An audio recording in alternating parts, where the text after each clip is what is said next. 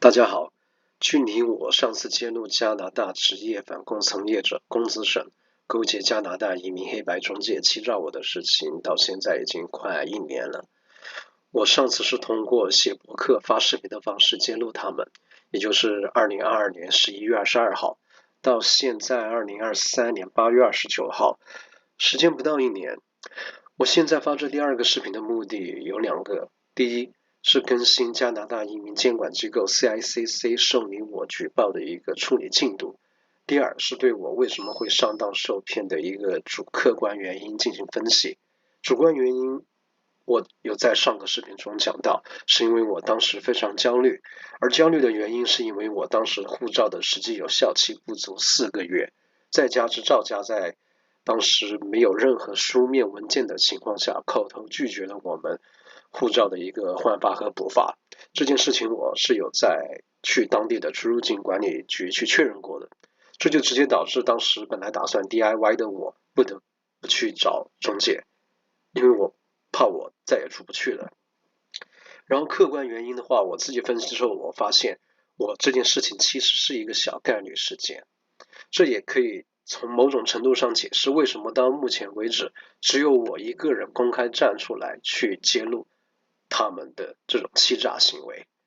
再加之在这快一年的一个时间内，大家肯定也有看到这位工资省沈某某在网上的很多言行已经超出众人的一个底线，他不断翻车，他的牌坊不断被人掀开，这就直接导致我现在很难用一个正常人的态度去看待他。之前他也诽谤过我，说我是他的一个仇家仇敌派来的，然后他的水军又在诽谤我说是五毛。现在他们在我眼里跟赵家是没有什么区别了，因为他们完全不讲道理，所以我现在只能把我所掌握的这些证据把它呈现出来，最终再交由 CICC 去裁决，还有各位看客去判断。再退一万步说，假如是赵家派来的，难道他们的这些欺诈行为就可以被忽略吗？ OK， 我是2023年1月6号提交的举报，可以看到这个小截图显示的是今年的1月6号，当时的状态是 intake 提交证据。我是有担心我提交的证据不足以支撑他们证明他们的勾结行为，因为整个受骗过程中只有黑中介在跟我文字、语音、邮件来往。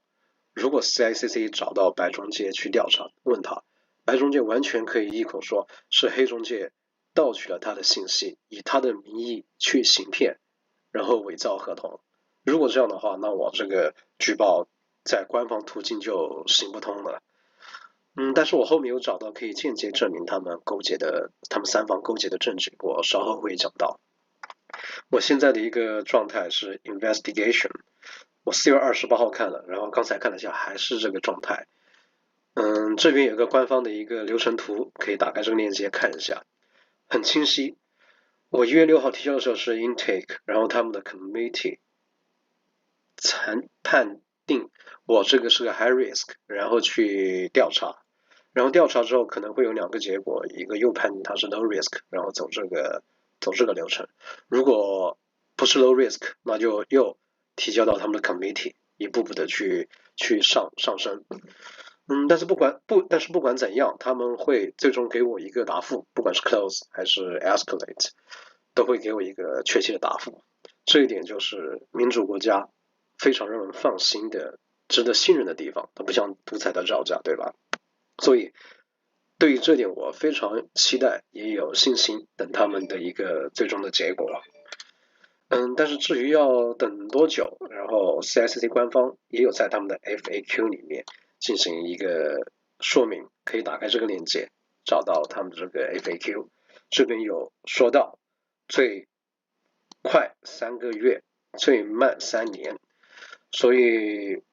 我是1月6号到现在8月29号，已经半年多。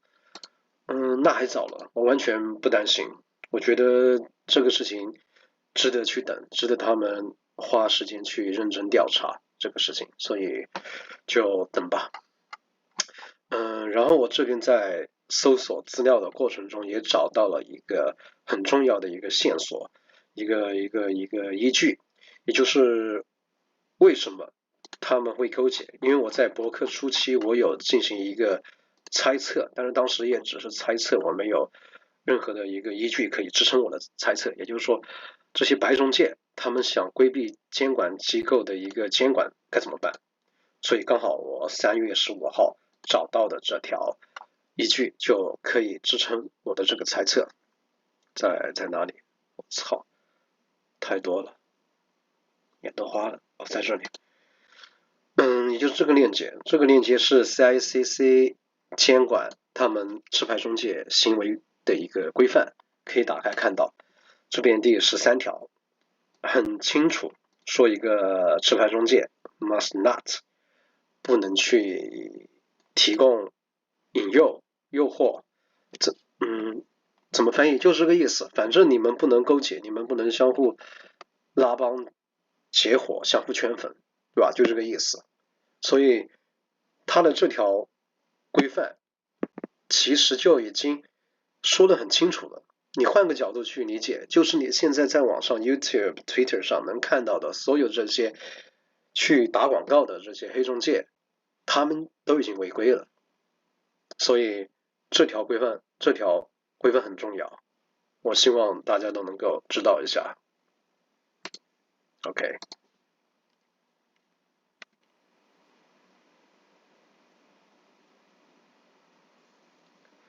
我上个视频讲到我2次联系了沈某某，这里放大一下。OK。我第一次联系他，他的回复是一句话，很简单，对方已同意退款。我蛮意外的，因为有历历法例给他的背书，而且我也看过他的一些视频，我觉得他不会是一个跟黑中介勾结的人。但是他这句话给我有点息事宁人的感觉。但是我当时已经决定要杠下去，所以但是也不排除他也是被这位黑中介给利用给骗了的可能性，所以我就给他写了第2封邮件。我甚至在邮件中跟他说，我不忍看到他被这位不专业的黑中介把他拉下水，希望他能协调3个事项。很简单，第一就是让黑中介把带有签字的解约合同发给我，黑中介白中介的2份解约合同发给我。第2就是把钱直接返到我的账户。第3就是让黑中介道个歉，然后同时抄送给他。很简单，也不需要公开，然后只要满足我这3个事项，这个事就翻篇就完结。但是他的回复又是一句话，他不再介入。这个时候我就已经可以断定他们肯定是一伙的。这就是我上个视频讲到的地方。然后后面沈某某又有一些骚操作，接下来我一一呈现出来。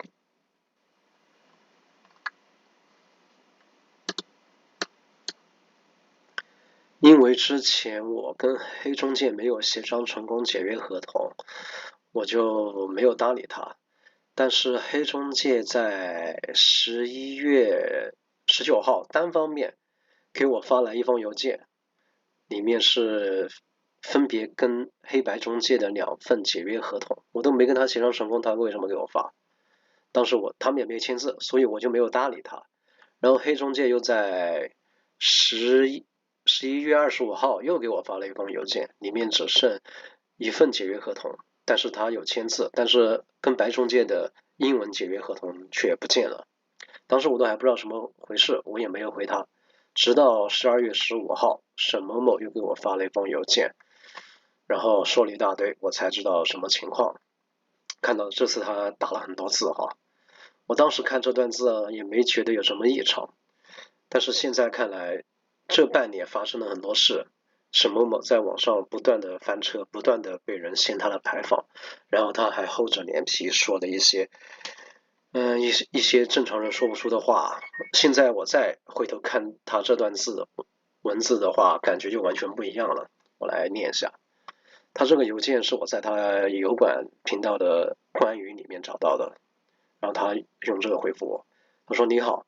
我看到你在网上散布的所谓公子审欺诈你的信息，我认为这样做非常不妥，也不符合事实。首先，你和中介之间的纠纷本身在法律上就与我无关，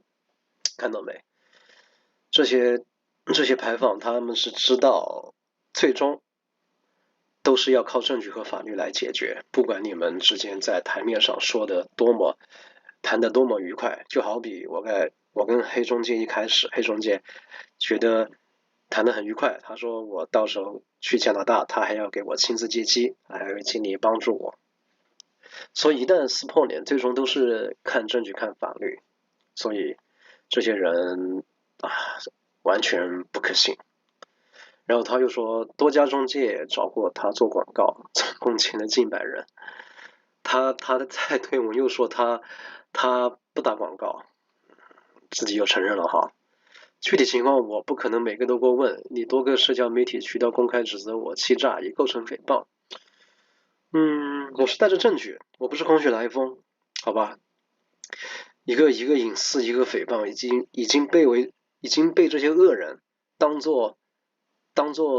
给我们套链子的一个屡试不爽的工具了。一个诽谤，一个是隐私，所以他这个说我诽谤他是不成立的。他倒诽谤我是真的，诽谤我是他仇家派来的，然后又派水军，不知道是不是水军，反正说我是红包，知道是诽谤。然后他又说，其次，考虑到你说你是我节目的粉丝，同时这种纠纷非常罕见，还是第一次，所以我破格介入，好言相劝，中介也同意全额退款，但是没想到你拒绝签署合同终止协议，还要求中介必须道歉，而对方不认为自己做错，所以拒绝道歉，还甚至认为是你找借口单方面终止合同在先，我根本没办法判断谁对谁错，这已经远超出我的协调能力范围了。黑中介认为我是单方面终止合同在先，是我违约在先。我其实给中介的邮件已经回复了，是他先违约在先，尤其是他明明在合同里面已经规定了说按照当日的汇率，但合同中没有说是按照黑市还是银行的汇率，但是我肯定默认是银行，对不对？然后我就说你违约了，但是这位黑中介他就忽略了我这话，他也不闻不问，然后就说我签字了，已经生效了，巴拉巴拉一大堆，就给我套链子。然后我也说合同中是规定一次付款，你让我付两次，这也违约了。所以至于是我违约在先还是黑中介违约在先，我想我呈现的这些证据，任何人都能够看清。所以他对我的这个指控是不成立的。然后他又说我是非常罕见的第一次，他签了近百人。这句话换个说法就是说，这么多人怎么就是你有毛病有问题啊？所以我说我被他这话有熏到。这种话我想很多人跟我一样，从小到大都听过无数次了。我最近听到也就是被沈某某说，然后再往前推，我就是我离职的时候，我因为不打疫苗，HR 找我谈话，他就说别人都打，你为什么不打？我当时表面上是很镇定，其实我心里早就操他妈了。这些话直接可以触发我内心的反华脚本了。我打不得管你屌事啊，你他妈的，对吧？所以可以看到，沈某某他的这些气息，某些国家的气息还是很浓烈的。然后他又说，为了排除你不必要担忧，我再次建议中介给你发一篇简单的退款协议，人家也同意了，结果你仍然没有搭理，我实在不明白你为什么不接受退款。所以我在这里才知道，中介后面又给我发了一封只有他签字的解约合同，我才明白是原来沈某某跟他已经通气了，所以黑中介才发给我。你拒绝接受退款，却一直对外宣传我和中介骗你5000，导致你拿不到退款，你觉得是合适吗？我当然合适啊，我怎么不合？我找你，我信任你，因为那个法律给你背书，然后我信任你。现在我被黑中介违约了，他违约，然后他要卡我的钱，不是因为你给他背书，我也不会给他付这5000块钱。难道你没责任吗？对吧？所以我当然觉得合适啊。那最后我向你保证，你签署了中介给你的终止合同协议，中介就全额退款，这事就过去了。如果你非要论个对错，那恐怕是永远无休无止的扯皮了。我没有站在你们任何一方的立场，我自始至终都想解决问题。我没有站在你们任何一方的立场。当时这句话我没觉得，没有读出什么不一样的感觉。但是现在再读这句话，哇，那就太扯淡了。然后他说向我保证，只要我签署了终止协议就退款。他现在向我保证了哈，你早干嘛去了？我在上封邮件我就已经跟他说了，我说我可以跟公资省在这封邮件承诺，只要他，因为这个时候我对他信任还是有的，我觉得他可能也是被黑中介给利用给骗了，所以我是基于对公资省还有的一份信任，我说我跟他承诺，只要他满足我就这件事就翻篇了，满足我这3个要求。他现在这个时候他发现事情好像已经他拿捏不住了，现在跟我保证没用了，早干嘛去了，对吧？所以他这段文字我现在读出来意义就完全不一样了。后面我又把黑中介经过沈某某简单简化的一个黑中介的解约合同和他之前发布的对比了一下，除了黑中介除了后面没有发白中介的这个英文解约合同之外，它的内容也加了一段字，这边可以看到，双方同意删除已发表在网上的相关文字内容，并且停止在网上散布合同内容及相关言论。呵呵，你还是怕了哈，你还是怕，他还是很怕这些，怕被曝光，所以才加了这么一段字。他还说他不 care 什么什么东西。这就是后面沈某某的一系列骚操作，我想大概是个什么情况，大家应该都清楚了。所以这里还要再提到一句，就是为什么沈某某和这个黑中介通气之后，他们把白中介的英文解约合同给删掉了。这边我可以100%确定，他就是为了确保白中介不被 CICC 追责，所以才删掉。这其实也就间接证明他们3方在勾结，这就是我刚才说到的，这是能够间接证明他们勾结的证据。OK， 后面沈某某最后一封邮件我也没有回他，然后我觉得已经无法沟通了，所以我就带着我的证据去 Twitter 上面，在他的推文下面跟他对线，后面就被他拉黑了。好吧，这个上个视频也有提到，我就不细说了。然后我再把他的一些骚操作，就是他背地里的一些骚操作，把它呈现一下。因为我去了一些社交平台去曝光他这个事情，然后约克平台是一个，又是加拿大的一个华人的一个论坛，然后有一些人在一些留言是正常的，但是也看到一些这种诽谤我说我是五毛，然后又捧他的一些言论，这些言论我分不清这些人到底是他的水军，还是一些脑残路人，这个我真的分不清。但是我觉得有这种可能性嘛，所以我就把它写在这里。然后这个链接还在，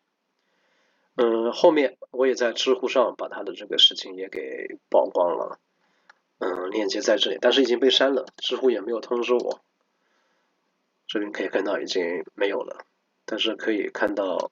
这个问题还是可以看到的，是评价它如何评价，然后我的答案就被删掉了，知乎没有通知我。然后12月21号，然后沈某某专门还发了一篇推文来嘚瑟，很多人都不知道是什么情况。当然他把我拉黑了嘛，我就用小号然后去看了一下，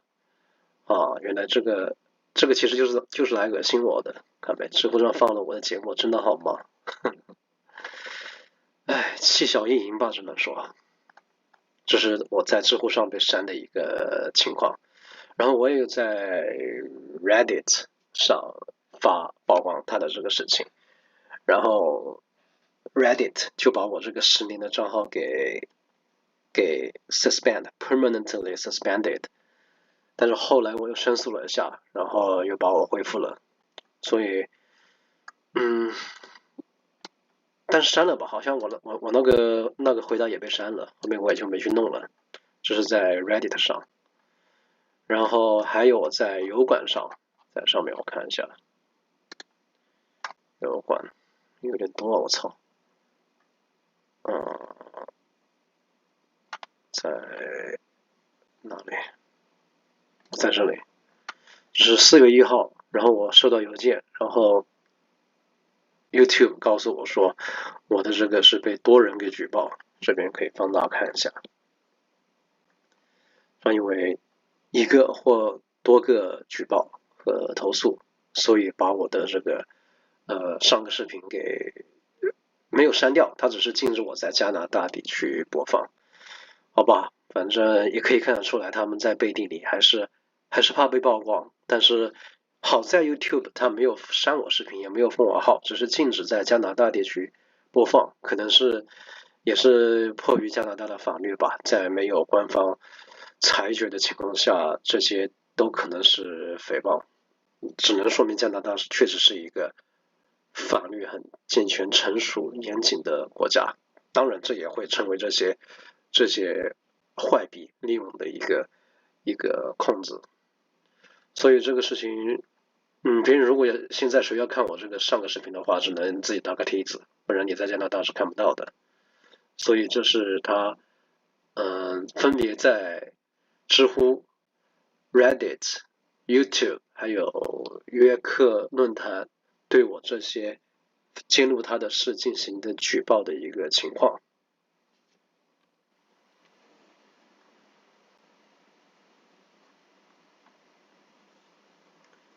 我这边专门写了一段文字，就是对我为什么会上当受骗进行了一个原因分析，主观和客观。主观原因的前2点我之前已经说过了，就是心态和沈某某的信用推荐。然后还有一个信息茧房，这个也很重要，但是可能会被忽略。我事后在网上搜了一些关于他的消息，其实已经可以看到，在我上当受骗之前，已经有人给出了一些有用的信息和推测。比如说坏婆娘当时发现他被沈某某给拉黑了，就有人评价说是担心他们勾结黑中介的事情被他曝光，所以进行了拉黑。但是现在看来，其实都已经印证了。然后还有一个人在10月24号说，大多数跟黑移民有合作的，什么公子沈江峰，你当他是为你着想啊，在他眼里你就是韭菜。这话完全没错，完全没错。至少我现在经历的这些事情，我现在看这些简中圈的人，他们在我眼里都是牌坊，都是牌坊。王健除外哈，因为王健我看他视频比较多，我也在网上看到有很多人黑他，他们黑他的话，他也不带证据，他就是带了一堆人，王健是其中的一个，然后一一评价，给王健一个最低的分，他们是用这种方式来黑王健，但是也没有带上任何证据，这就是诽谤，故意为了黑而黑。我是非常喜欢看王健的节目，我觉得他的节目相比那些来散布焦虑的一些牌坊来而言，他的信息是有启蒙价值。虽然他的视频也有情绪价值，也有信息价值，但是我觉得王健是一个善良的人，我很愿意支持王健，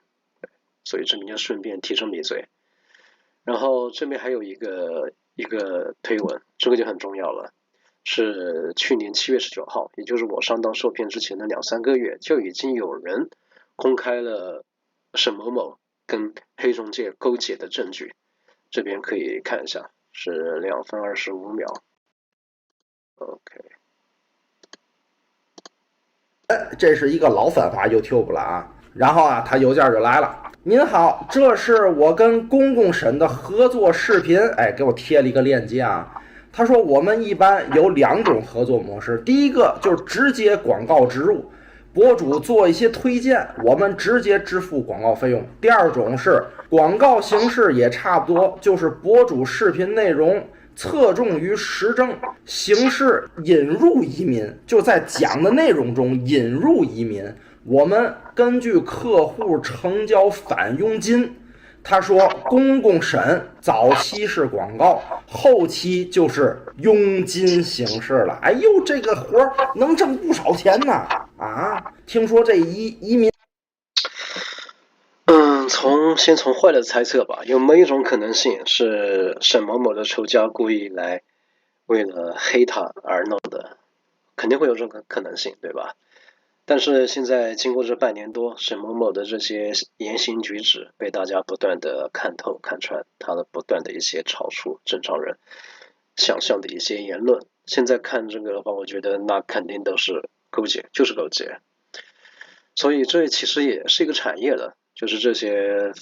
反照自媒体散布焦虑，然后提高大家这种润的这种心态。当然他们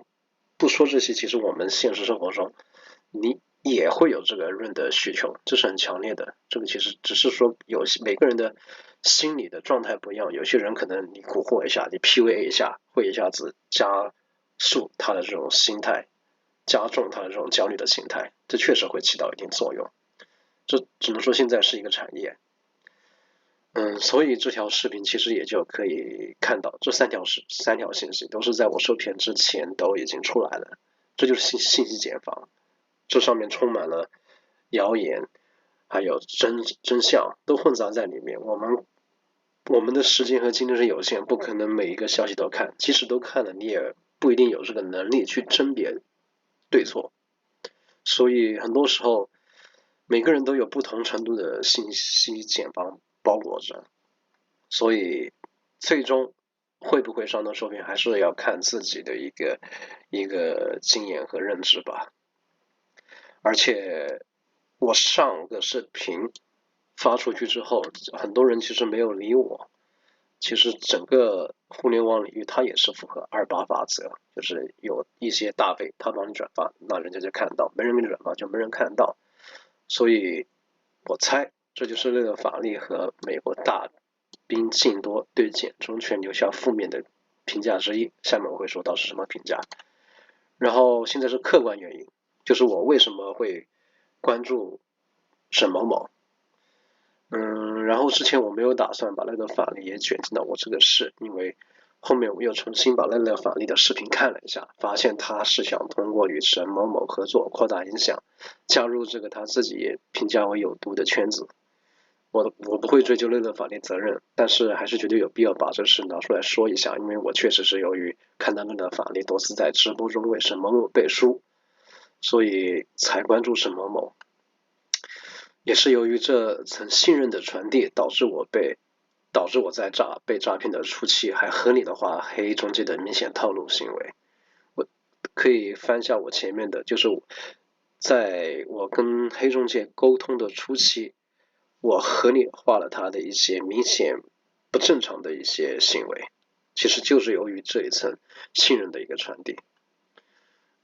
这个视频是那个法律在接受 KK 秀百灵果采访的时候的一个对简中圈的一个评价，看一下吧。就聊到说，我们对那个简体中文圈的那个反共圈其实不是很了解，因为我们在找人想要访问、想要录音嘛，然后我们就提出什么王志安是有趣的，可是其他人 like I know nobody。然后你对那圈非常的熟 ，right？ 你不可以推荐一些？很遗憾，我是非常熟。为什么要很遗憾？因为它是超级有毒的一种环境。为什么 ？Toxic？ 它有毒的这个背后的原因，我觉得就是共产党。那这么说的可能会反共，为什么要？所以大家可能会觉得我这样说就是过分的简化这个就非常复杂的一种环境或者这样的一个 community。但实际上我看到的一些。其实我不喜欢用鲁迅的那种说法，但是劣根性是来自于在中国出生长大，然后是通过那个应试教育那个系统，就是得到的一些，就感觉是你死我活这种倾向，对吧？就是只能就把这整个世界看成是零游戏，就是 zero game， 就要么我赢，要么我输。就没有一个双赢这样的一个渠道，然后他们这个非黑即白的这种思维方式、思维模式也是很难以完全摆脱，结果他们就是只能把就比如说美国这个 OK， 反正也建议大家把他这个视频看一下，包括他那个法律以前的那些不是奶头类的视频，我也建议看一下，非常有参考的价值、借鉴价值。然后这边是美国大兵进多发的一条推文，对简中圈。美国大兵进多是我在新浪微博就有关注过，所以对他还是有一些信任的。然后看到他这边有一个评价，就是说他对这些简中圈大 V 接触越多之后，就会对这个群体整体有越多的厌恶感。大家可以点去他的微博去详细，不是微博，推特详细看一下。然后下面这几个链接，视频链接就是我，是乐乐法力直播的一个视频，就是我因为看了他这些视频，他在视频里有对公子神的很多背书，其实是有褒有贬了，就是因为他这些背书，我才关注了这个沈某某。然后先点开这个随便看一下吧。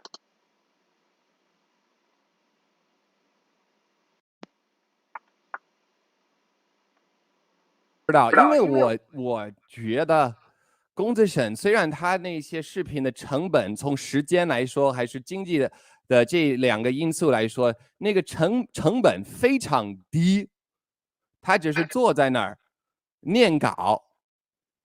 但我还会觉得人家还比较勤劳，我觉得他是比较勤劳的一个博主。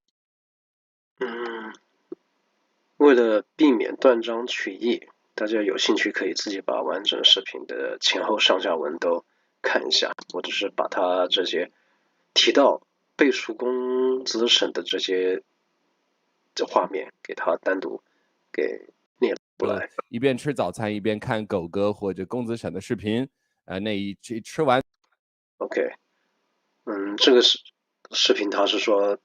那个法力他学习中文，他是以公子沈的视频作为一个学习的参考书籍参考。OK，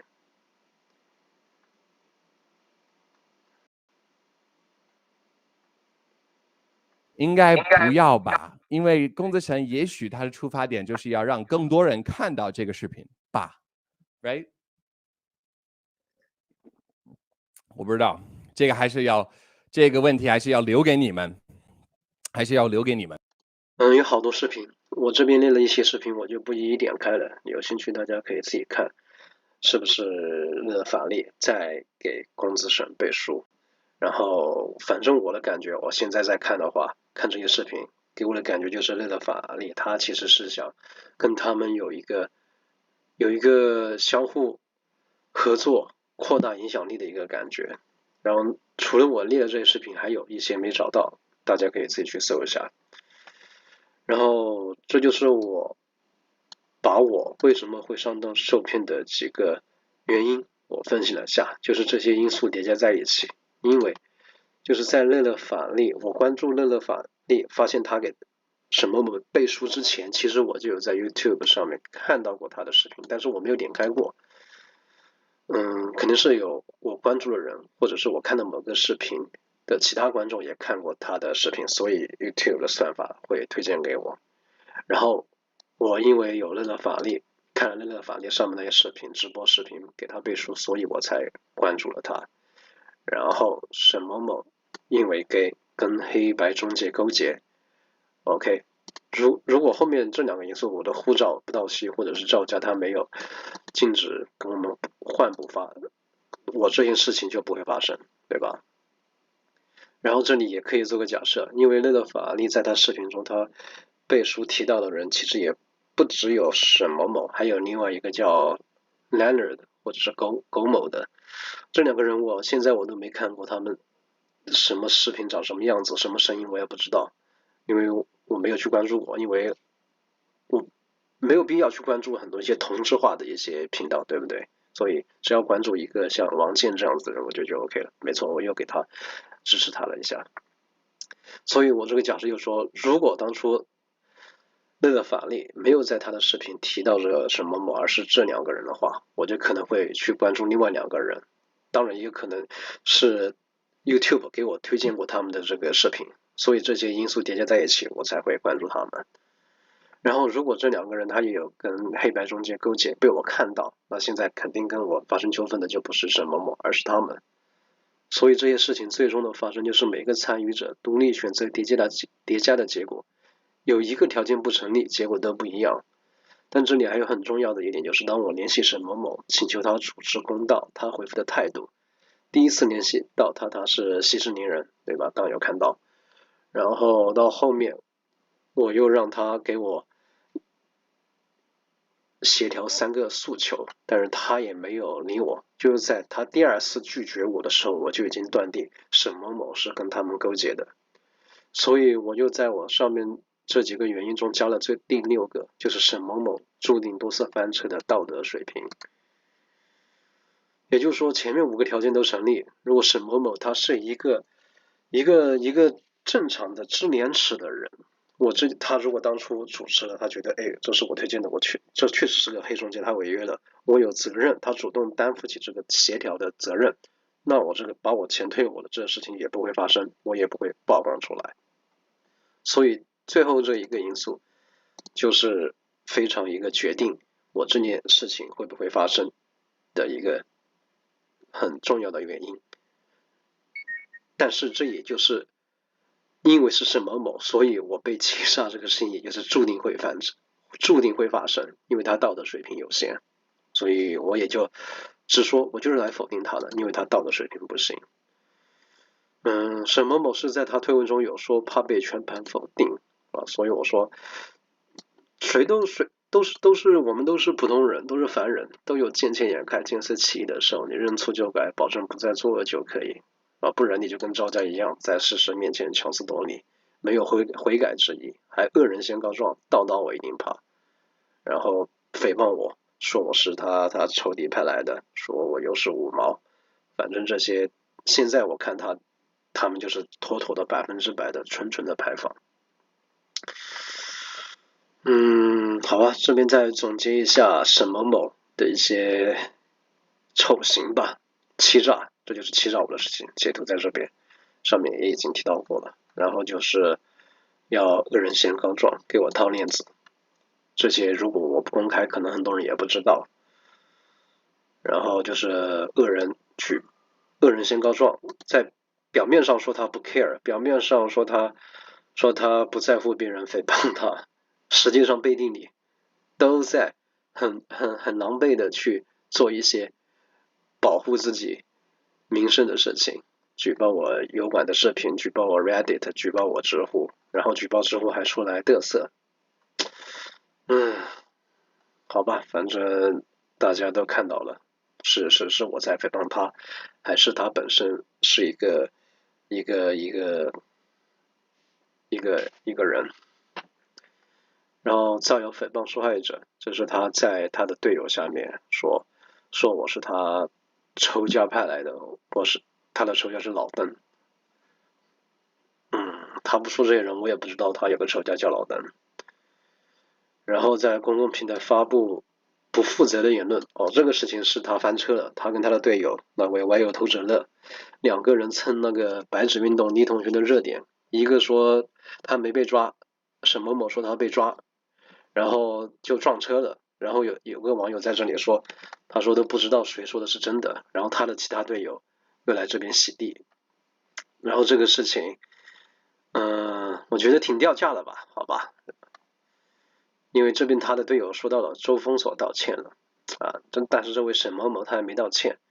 然后把他的这些推还隐藏了，这边我看了，我用小号看他也看不到，应该就是限制的，不是针对被他拉黑的人，所以他们撞车的这个已经被他限制对外观看了。然后就是他翻车的时候，他就造谣是5毛带风向，所以说这些种种事情都叠加在一起，就会发现沈某某他不是被黑中介利用，不是被黑中介欺骗，他是本身就是有问题的。然后这是我后面搜的一些他的信息，可以看到都是一些水军还是他的一些营销号给他造势，估计是为了迎合 Twitter 的一些推荐算法吧，让他的曝光度增加，这是我猜的哈。但是我作为一个独立的自媒体的话，我觉得你不会去请这些水军来给你打广告吧，对吧？所以我这边我猜测他不是独立的自媒体，更像是有圈子或者是有资本支撑的牌坊。但是事实是怎样，还需要其他人来去拿证据来在他先判他。然后沈某某排放已被众人掀翻多次，最印度 I look at here， 其实是笔者视线内最亮的排放。我确实有点难崩，我现在是有点难崩。下面这个截图是乐乐法力给他限他排放的一个事情，这个事情我想大家应该也能够搜到这些记忆，在推特上还可以搜到，就是他为了给王丹洗地，又是蹭热点，又是洗地，然后炫耀性侵，然后被乐乐法力给限排放了。所以看到这些的话，我就觉得我自己是不是就是运气不好，是吧？如果我不关注他，可能是另外一个人，可能都不会发生，因为沈某某的道德水平确实低下。然后这边还有个好事者给他做了一个合集，所以有兴趣的话也可以当做八卦来看一下吧。我觉得还是可以打开，看到很多一些 Twitter 上一些大 V 他们那些排放的一面。所以我这事我也不打算再继续四处求他们转发了，因为很多人跟他们是一个圈子的，他们也都是沆瀣一气，所以就算不是一个圈子的话，也会给他们带来麻烦。所以他们的这些套路也基本上就是这些。所以我就最后看 CICC 的结果吧，最慢3年，我现在才8个月，所以就慢慢等。然后就我这件事肯定会给很多人带来影响，所以我这边也就大概把这些可能的一些会被影响的一些方面和实体我都列了出来，其实也是个澄清，就是我自己被黑中介讹了5000块钱，至少我是及时止损了，再加上我跟他们已经撕破脸，反正我是不怕他们，对吧？所以就算真的以后论到加拿大，我可能会被他们审阴，这个倒不怕，毕竟我说白了我没结婚，我说难听我就是最后一代，照价我都不怕，你们算个屌，所以这无所谓。然后沈某某多次翻车爆出不专业的自媒体和道德水平，他会自食其果。有些东西不会立竿见影，它会一点点累积，总有一天可能会爆发，然后它会被彻底的溃败。其他排放自媒体就是互联网是有记忆的，他们要翻车的还是会翻车。其实可以看到还有很多某些国家国内的翻车的一些自媒体，什么 B 站的 UP 主啊，还有这些被把那些掀翻的一些其他排放白中介，所以我对这些白中介黑中介的，我就是参与沈某某一起勾结欺诈我的这2个黑白中介，我希望他们得到加拿大法律的处理。还有其他白中介，如果你们对业务受到影响，别找我没用，责任都要算在他们沈某某的头上，因为我在决定曝光这事之前已经给过他们机会了，因为我是给沈某某发了2封邮件，第2封只要他给我道个歉，私下道个歉，把钱退我，这个事就不会曝光，所以我是给过他们机会了，现在被曝光出来影响到他们，那肯定都算在沈某某头上，跟我没关系。所以造假，因为在造假眼里，我这事就是典型的狗咬狗，所以造假你们也别来找我，就算把我抓了，也阻止不了我们韭菜要认的决心，因为我们现在的幸福生活都是造假赐给我们的。然后还有跟我一样的韭菜，就是不要被网上那些靠奶头乐财或者牟利的自媒体蛊惑，很多照顾的消息知不知道其实无所谓，每个人的生命时长有限，专心把外语水平提高早润，才能脱离再照顾的精神折磨，重启人生。是这样子的，有段时间我就没有上推，我就专心该考试该复习，是吧？看不看就怎样，对不对？就算你们说今天一天要塌下来，只要没塌，该干嘛干嘛。所以节约自己的时间吧，珍惜时间。还有其他可能因我这事受影响的人，如果你们因我这事受影响，也别找我，是吧？没用，主要算在沈某某头上，因为我已经给过他机会了。这个事情主要就针对的人就是那些我这事情如果还会发酵，会影响到一些其他，比如说黑中介被曝光了，被加拿大追责了，然后这些从这些黑中介经手的那些已经移民过的人，加拿大政府可能会遣返他们。如果你们受影响了，也不要找我，因为我想我提供这些证据，其实已经把整个事情思路都已经捋清了。